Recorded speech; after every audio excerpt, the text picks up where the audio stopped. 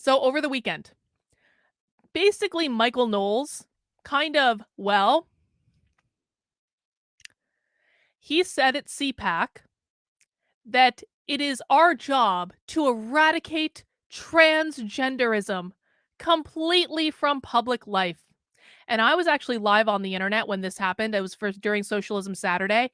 And I have to tell you, I wanted to punch Michael Knowles in the face when he did this. Because the fact is that whenever a conservative influencer comes out and says something crazy and authoritarian that basically means that he doesn't want to let adults live their lives, that makes it monumentally difficult for people like me because I don't care if people are trans. I don't care if people are non binary. Adults should be allowed to do whatever the flip they want, and they're the ones that are going to have to deal with the consequences. And that's just the way it goes. I'm not okay with schools transitioning children. I'm not okay with that at all.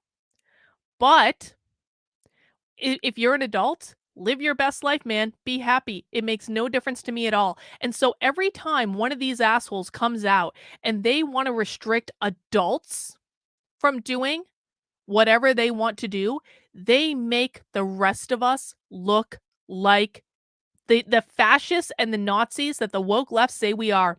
And so I do not appreciate it. I do not appreciate it at all in any way. Every time these authoritarian assholes and Michael Knowles can bicker all he wants, says, I didn't say transgender people, I said transgenderism. It makes no goddamn difference. And he should know better. He should know better. Matt Walsh should know better. Jeremy Boring should know better. All of them should know better. Every single time they do shit like this, they hurt the rest of us. They hurt our ability to fight back. They hurt our ability to make any progress at all.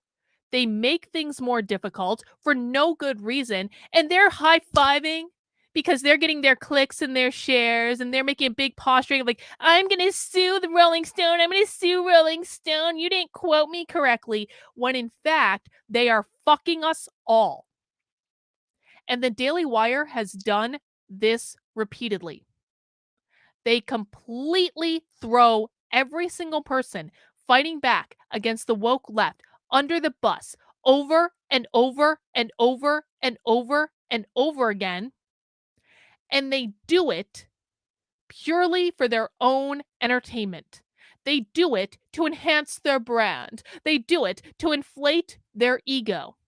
While at the same time, the Daily Wire will never, and I mean never, support real people who are doing real work. It is all about them. It is only about them and what they want. And all they really care about at the end of the day is making money and maintaining their status, and that is it. If anyone thinks that the Daily Wire or Michael Knowles or Matt Walsh is going to save anyone from anything, then you assholes get exactly what you deserve. Your kids will be transitioned in schools. They will lie to you when they're doing it because people like this are going to continue to inflame the entire situation to a point where we are not able to attract anyone to our side. All these people want is to build a conservative, authoritarian, nationalist movement. That is it. These people are going to inhibit the right's ability to ever win another election again. Because guess what? When you're going around saying, we need to eradicate and you know, assholes like this, go fuck yourself. Go fuck yourself. Really, really hard. Because I am so sick of conservative shills like this coming into my chat and pretending that I'm the real problem. It's Michael Knowles who's going to save us all. Every single time people on the conservative right do something like this, they drive voters away. They drive voters to the loving open arms of the Democratic Party. Michael Knowles and Ben Shapiro and Matt Walsh and the whole merry band of men are driving voters to the Democratic Party. The reason that the GOP lost the midterms is because they didn't seem to understand that all of their abortion bullshit was driving voters into the arms of the Democratic Party. And they don't listen when people tell them this. There is no way in this universe that the Democrats are going to lose in 2024 if this is the strategy, because every single independent voter is going to go, well, the right is a bunch of fascist authoritarian assholes, and the left might not be great, but at least they're not fascist authoritarian assholes. Every single independent voter is going to do that.